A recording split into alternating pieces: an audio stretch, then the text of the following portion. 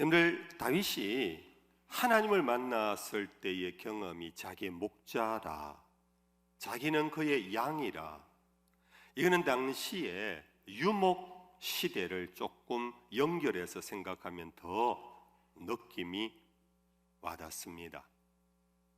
요즘은 여러분들 우리는 나가면은 전부 다 고층 빌딩입니다. 시멘트로 만들어진 건물과 아스팔트의 도로 포장이고, 가는 곳곳마다 구조물들로 이 자연 세계가 별로 보이지 않습니다.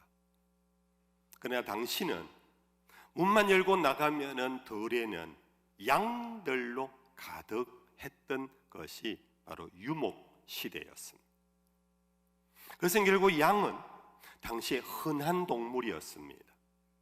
특히 중동에서는 주식이 양고기였고, 양이 그들의 삶에 너무나 가까이 질 수 있는, 소유할 수 있는 그런 동물이었기 때문에 값으로 따지면 값이 별로 나가지 않았습니다. 헐값이라는 것입니다. 그래야 그 시대 사람들이 먹고 사는 것 아니겠습니까? 다윗은 바로 거기에서 하나님을 만나는 순간 자기는 초라한 양 한 마리에 불과하다라는 것을 느낀 것입니다. 나는 값없는 놈, 수많은 양들 중에 한 마리의 양에 불과해서 똑같은 색깔, 똑같은 모양 속에 나 같은 거 하나 없어도 이 자연과 세계는 아무 문제가 없을 것 같은 그 초라한 값없는 양 한 마리의 존재라는 것을 다윗은 느꼈다 할 수 있습니다. 그런 자기를 때때로 힘이 없을 때 안아주시며 자기의 소진된 몸을 리프레시해 주시고, 도대체 어디가 길인지 모를 때에 생명의 길, 먹거리가 있는 길로, 의의 길로 인도해 주시는 그 목자, 그분이 바로 자기가 만난 하나님이기에 그 하나님 없이는 자기는 살 수가 없는 존재, 거꾸로 말하면 그 하나님 때문에 자기는 존귀한 존재가 된, 부족함이 없는 존재라는 것을 찬양하는 것이 우리가 잘 아는 시편 23편입니다. 나 같은 죄인 살리신 주 은혜 놀랍다라는 이 찬송이 다윗의 표현으로 치면 바로 이런 표현입니다. 나는 양에 불과합니다. 나는 양 같은 미물입니다. 나는 흔해 빠진 존재입니다. 없어도 아무도 모르는 존재이지만 나를 귀하게 여기시고 푸른 풀밭 쉴만한 물가로 인도하시고 내 영혼을 소생시켜 주시고 나를 옳은 길 의의 길로 인도하시고, 때때로는 웅덩이에 빠져서 때때로는 늑대를 만났을 때에 막대기와 지팡이로 나 같은 양 한 마리 별것 아닌데 나를 지켜주시고 보호해 주신 다윗은 자기가 만난 하나님이 자기에게 그러한 존재임을 알고 하나님을 찬양하고 있는 그런 시입니다. 뿐 아니고, 그런데 양은 수요가 많고 헌에 빠져서 값이 안 나가는 것뿐 아니라 이 양은 머리가 굉장히 나빠요. 양은 자기 스스로 먹이를 찾아 나서지를 못하는, 고양이조차도 쫓아다니며 쥐를 잡아먹는데 양은 풀이 있는 풀밭을 찾아가지를 못해요. 목자가 데리고 나가서 풀밭에 갖다 놓으면은 하루 종일 있다가 집으로 돌아와야 할 시간에 스스로 자기 집도 찾아오지를 못하는 머리가 되게 나쁜 동물이 바로 양이에요. 양은 목자에게 절대 의존성이 있는, 목자가 없이는 못 사는 그런 존재가, 다윗이 자기도 양을 쳤던 유목민 목자로서 자기가 하나님 앞에 그런 존재라는 것을 깨닫고 고백하는 것입니다. 나는 주 없이는 살 수가 없습니다. 나는 주님이 데리고 나가야 가고 다시 집으로 이끌어 와야지만 내가 안전한 곳에 들어올 수 있지, 내가 스스로 피하지도 못하고 길도 못 찾고 집도 찾아 돌아오지 못하니 여호와여, 당신은 나의 목자이시기에 나는 그러나 전혀 부족함이 없습니다. 할렐루야.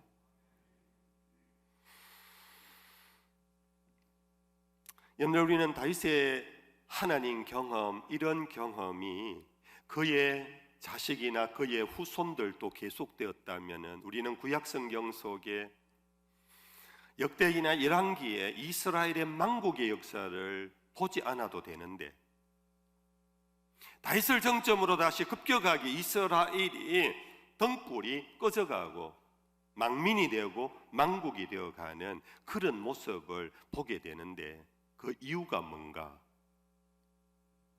다윗 후 이사야 선지자라는 분이 나타나서 자기 백성들을 질타하는 메시지를 던지는데, 우리가 아는 이사야서 말씀입니다.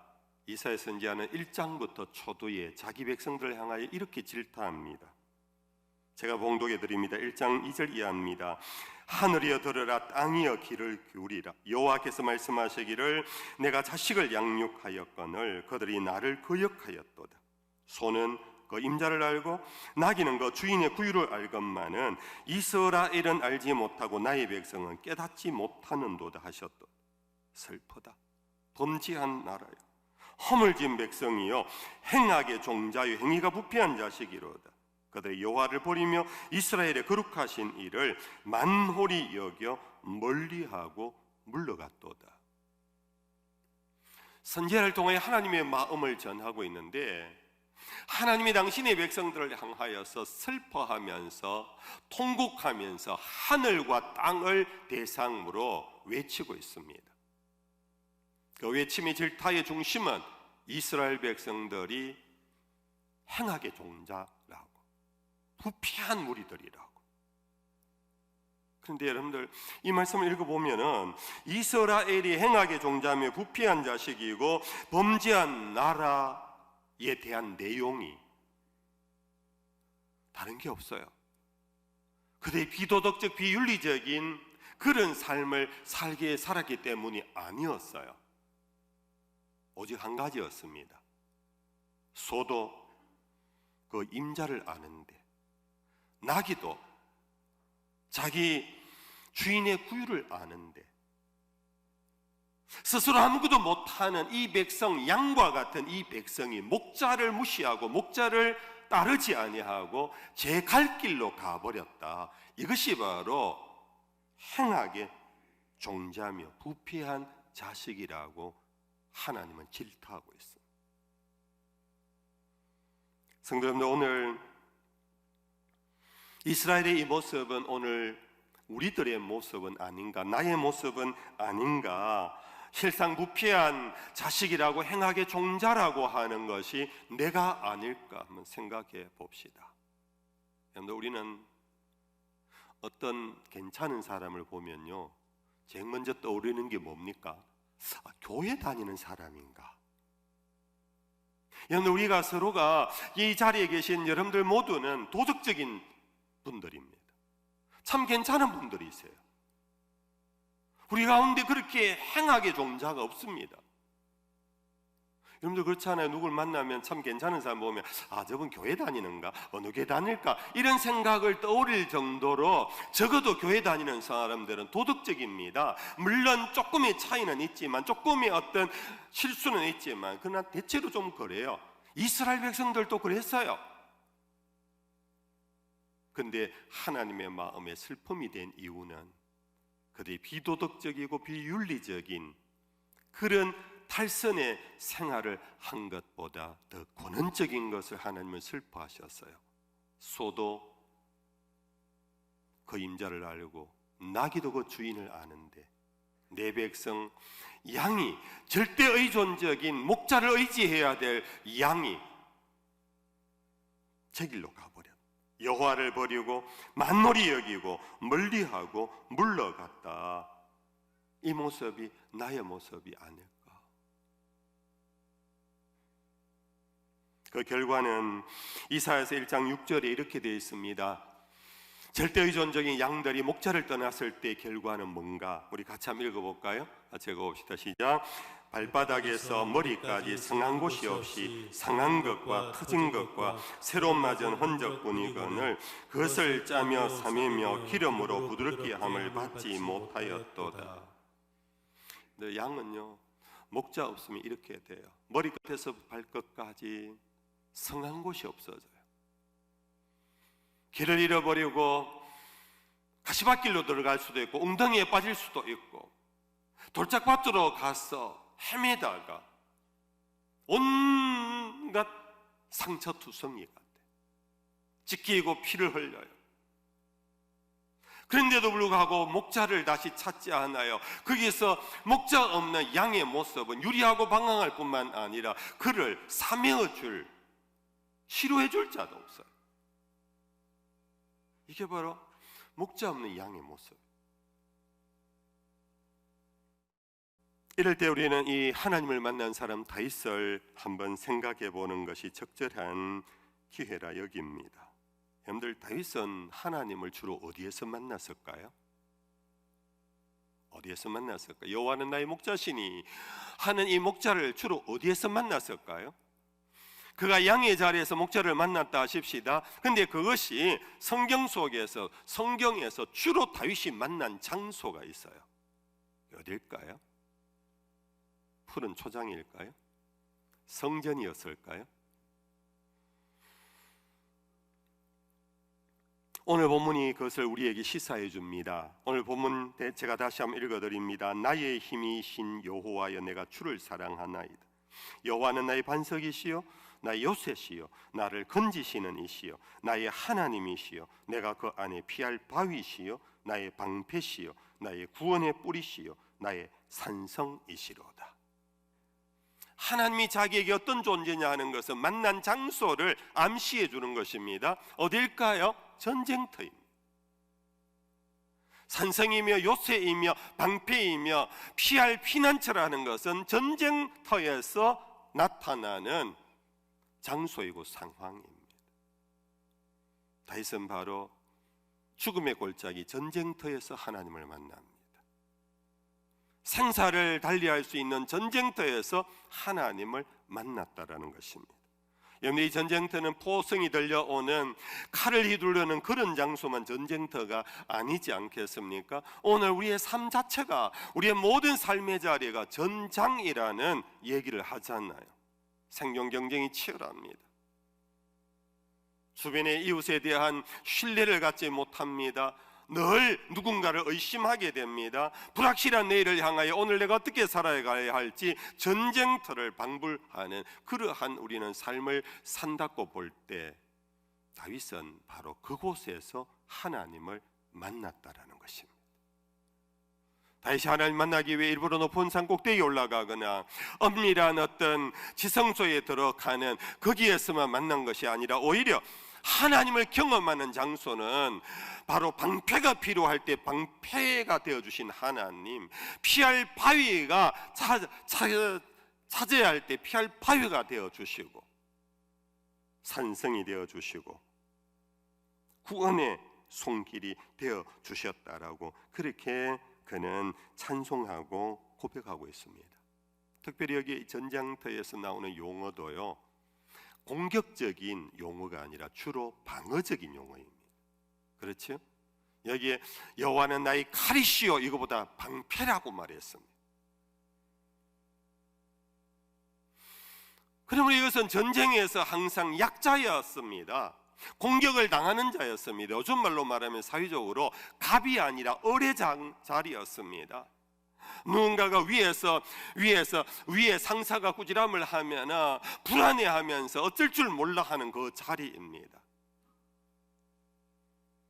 사업을 하는 거래 속에서 내가 다른 사람에게 하청을 주는 것이 아니라 하청을 받아야만 하는 그런 자리입니다. 요즘 말로 바꾸면 그러한 곳에서 다윗은 하나님이 나의 피할 바위셨고 나의 방패셨으며 나의 산성이셨고 나를 건지시는 자셨다라고.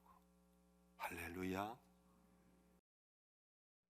다윗은 이러한 상황 속에서 하나님을 경험하면서 그 경험이 이제는 시편 뒤편으로 넘어가면은 수비적인 자세에서 공격적인 자세로 바뀌어가는 모습을 봅니다. 그 뒤에 28절 29절입니다. 한번 같이 한번 읽어볼까요? 시작. 주께서 나의 등불을 켜시며 여호와 내 하나님이 내 허감을 밝히시리이다. 내가 주를 의뢰하고 적군을 향해 달리며 내 하나님을 의지하고 담을 뛰어넘나이다. 자기의 삶이 허감이었습니다. 그런데 하나님께서 나에게 등불을 켜게 하신답니다. 나의 등불을 켜게 하시면서 뿐 아니라 주를 의뢰하고 적군을 향하여 달려나가기를, 담을 뛰어넘어 가도록 하나님이 나를 세워주신다. 여러분들, 담이라는 것은 바로 수비성입니다. 적군이 못 들어오도록 하나님이 우리를 보호해 주셨습니다. 생명의 두루 도는 검으로, 화영검 같은 검으로 우리를 지켜주셨습니다.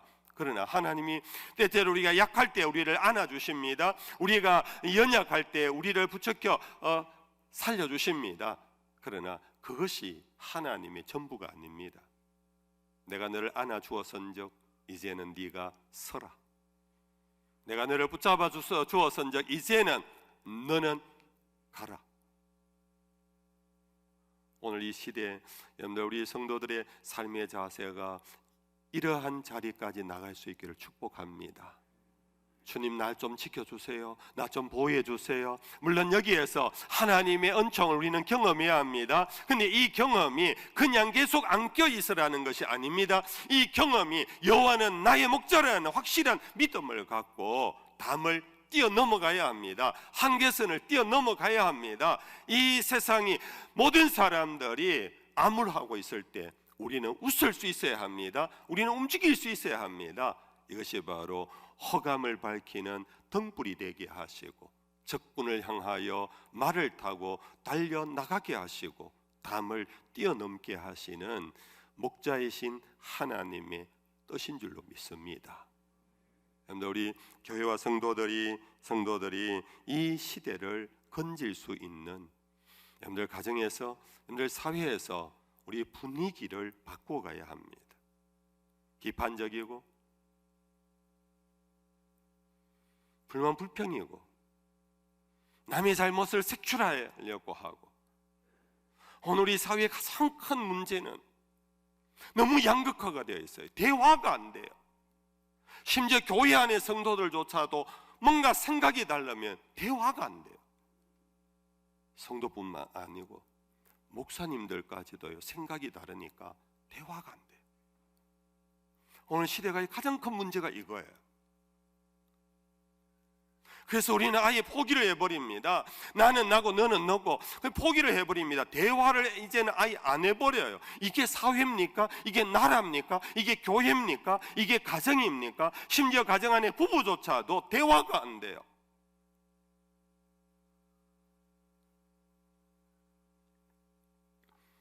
우리는 등불을 켜야 합니다. 허감을 밝혀야 합니다. 담을 뛰어넘어야 합니다. 적진을 향하여 말을 타고 달려야 합니다. 그렇게 할 수 있는 까닭은 우리가 잘 아는 다윗의 고백입니다. 한번 따라하십시다. 전쟁은 여호와께 속한 것입니다. 여호와께 속한 것입니다. 믿으십니까? 아멘. 이것이 골리앗을 향하여 나아갔던 다윗의 믿음이었습니다.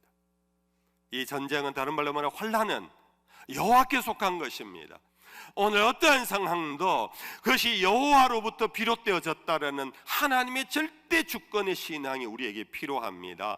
하나님 외에 다른 것으로 인하여 만들어졌다면 우리는 하나님께 구할 수가 없습니다. 그분도 상관할 수 없는 일이기 때문에.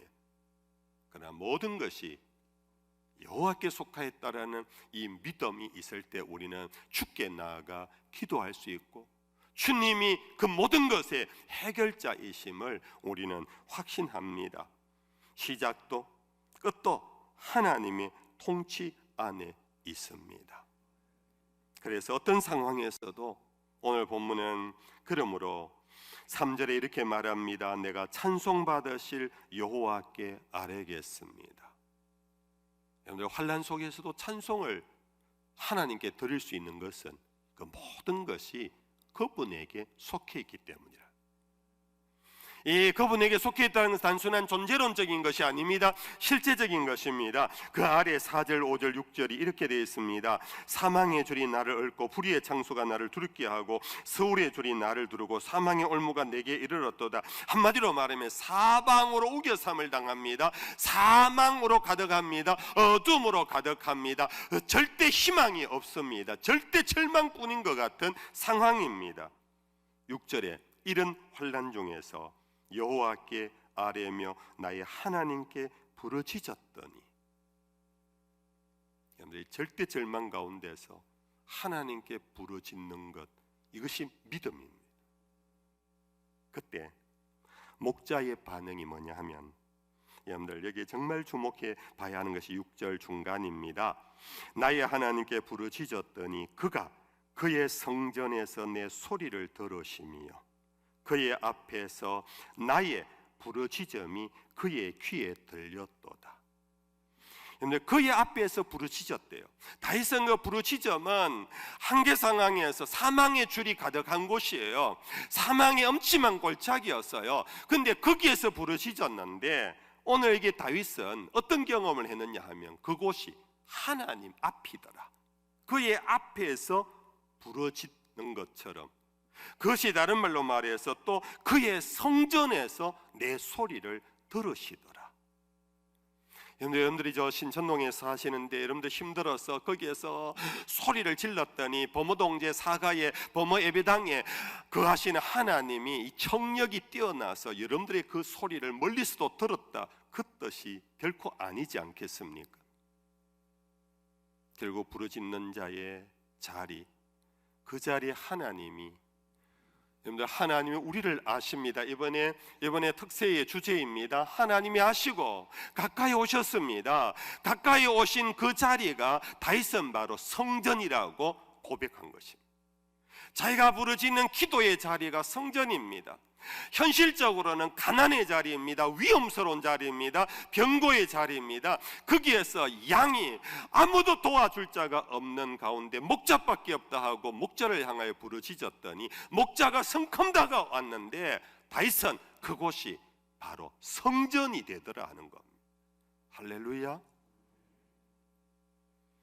여러분들, 오늘 우리의 삶에 결국 모든 것을 헤쳐나갈 수 있는 길은 내가 양이라는 것을 고백하고 하나님의 양을 푸른 초장으로 이끌어 가실 유일한 목자임을 고백하면서 부르짖을 때, 우리는 그곳에서 하나님이 때때로 나의 대장으로, 나의 왕으로, 때때로 나의 어머니로, 나의 친구로, 나의 피할 바위로, 나의 따뜻한 아래목과 같은 자리를 준비해 주시고 죽을 끓여 주시는 그런 분으로 우리는 순간순간 우리의 삶의 정황에서 하나님을 다윗과 같이 만나게 되는 그런 은총이 우리 모두에게 있기를 축복합니다.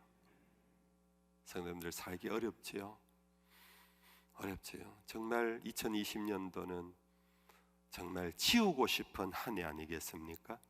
그런데 오히려 이때가 다윗을 통해서 확신할 수 있는 것은 여호와가 나의 목자임을 경험할 수 있는 가장 좋은 시기일지 모릅니다.